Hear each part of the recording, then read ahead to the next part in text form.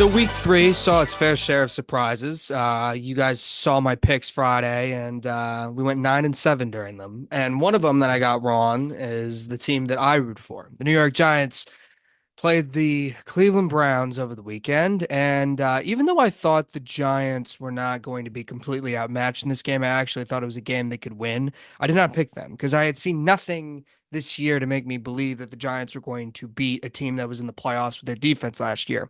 Now, I think Cleveland is different, especially confirmed after this weekend, with the New York Giants pretty much dominating them in the first half. And I got to tell you, when I first saw the fumble and Deshaun Watson's touchdown to Amari Cooper right after that, then the three and out, then the stepping off sides on 3rd and 2, following that three and out, it looked really bad. Really, really bad. And Daniel Jones absolutely getting saved by that roughing the passer penalty that, I'm going to be honest, did not really look like roughing the passer. I didn't think it affected the throw that much. It's one of the worst throws I'd ever seen him throw. And in that moment, I was so emotional that I tweeted, Daniel Jones is garbage.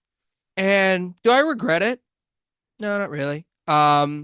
Obviously, this is sports, football. It's garbage at football right now. And then he proceeded to make me look like a clown, the clown that I am, because he was excellent in this game, and it is by far his best game of the season. And it's pick me up. Very much needed to pick me up because he was better in week two, but they didn't win. He played against a really good defense and played very well. And the team looked good around him. And he seems to have found his new favorite target, Malik Neighbors. Now, I always got annoyed at the criticism of Joe Shane for drafting Malik Neighbors because he just seemed like a sure thing coming out of college. Like, well, the Giants need a quarterback. The Giants need a quarterback. Well, drafting a quarterback for the sake of drafting a quarterback is not very smart. I don't think. So when he realized he wasn't going to be able to get May, and they were in a spot like number 6 where they couldn't draft somebody that they were for sure comfortable with. We saw JJ McCarthy was a name being floated out there. Why draft a quarterback just to draft one? They drafted a stud wide receiver that looks like he could be special, and that is one of the best games that I've ever seen from a rookie wide receiver. And Malik Neighbors, I think, I think he's proven the last 2 weeks they really nailed that pick. I mean, I don't think you can even discuss that. And that gives me faith in Joe Shane moving forward. And I think and I think the game on Sunday was needed for Brian Dable because once again, they get off to a bad start. Similar to last year, they didn't get off to a good start. Jones looked incompetent in week 1. And Brian Dable seemed to have his team not ready to play again. And it was like, okay, at some point, even though I don't think it's all on him or anything, you do have some responsibility for the team coming out flat every week. And he was really good and he was aggressive. I mean, that 4th and 1 was needed.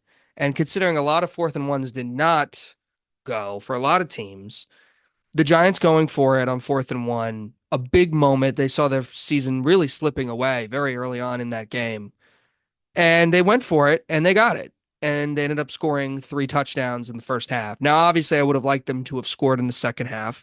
Obviously, counting Devin Singletary's run that he slid to ice the game, that kind of counts too. So they would have scored. And their kicker, I mean, Greg Joseph, you could tell even his makes didn't look good. So that's still an area of concern for me. But as far as Malik Neighbors goes, it's an outstanding performance. And Brian Dable, I think, deserves credit because it's also like the defense looked really good too. And the offensive play calls were great. We all know that's what Dable's responsible for. But a big concern I also had was the defense. And even though the Browns offense, clearly with Deshaun Watson being one of the worst quarterbacks in the league right now, and he looked really bad. Even though like his numbers, you look at his numbers, they don't look like that terrible from the game, and the game was close. So it was bad though, watching him sometimes. And even though he doesn't have the best protection, and even though some of his receivers dropped passes, he wasn't very good. And the Giants were blitzing a lot in the first half. I wanted to see more of that in the second half. but the defense looked much better because that's the reason they lost the Commanders game. It wasn't because they didn't have a kicker. It's because they let 7 field goals. I mean, even though a field goal is considered a positive stop, at some point, if you allow 7, it's not positive. So the Giants defense looked much better and they got to the quarterback. And even though Cleveland's offensive line is not good, you still got to do the job. And they did. And so it was a very nice win. I enjoy seeing my team win on Sundays. And the Giants are now in a position where, hey, like they probably could have won in week 2 against a Commander team that doesn't look as bad as many people thought. I didn't think the Commanders were going to be that bad. I think the Commanders are pretty solid, and you saw them beat Cincinnati last night. So maybe the Giants, who lost to the Minnesota Vikings in week 1, who we all didn't think were going to be good, they're proving they're really good. So maybe week 1 wasn't as big of a deal as we thought, and it usually is, you know. And week 2, the Commanders and Washington. I mean, the Commanders are 2-1. And even though I don't think the Commanders are a great team, they're not a bad team. So, and the Giants played them well. And now the Giants win in week 3 versus the Cleveland Browns. And you head into this very interesting, juicy matchup versus Dallas on Thursday. So, as far as the New York Giants go, the Browns may stink. We may be overrating this Daniel Jones performance a little bit too much. He is Daniel Jones after all, and there's really nothing he can do this year to make me think that he should be brought back by anything but to just train the next guy. It was still a fun day for the New York Giants. As far as the Cleveland Browns go, this Watson thing is a problem. And Deshaun Watson is going to have to play better. And considering Cleveland made it to the playoffs with basically 5 quarterbacks and Joe Flacco being the best of them, you know, how important is Deshaun Watson? He's important only because quarterback's the most important position. But if they prove that they can do it with any quarterback and probably they could play better, you might have to make the switch to Jameis Winston. I mean, if Watson continues to play this poorly. Still a little early, especially because they got the week 2 victory, but I don't know. They don't look that great to me. They look terrible on offense, and all their scores seem to be because of simple field position, easier field position for them. So the Browns may stink.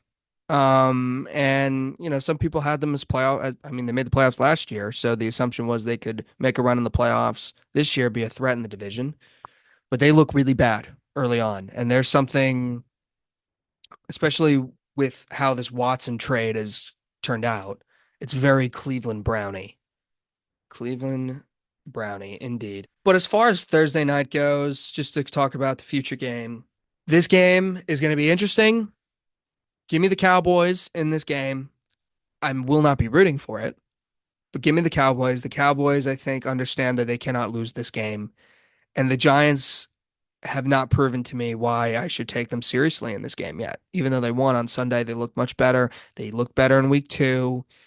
You can create a narrative in your head that the Giants may still be good, even though they're 1-2, maybe because they just got the Vikings are really good, and maybe the Commanders are good, and they just lost those games. Or the Giants still suck, and you're going to find that out against Dallas. And it'll be interesting, but I'll at least be watching the game, which will be really cool. And watching the game with a purpose, having some fun, maybe watching the game. Could be a very fun night. And if the Giants win that game, look out for the Dallas narratives to come out.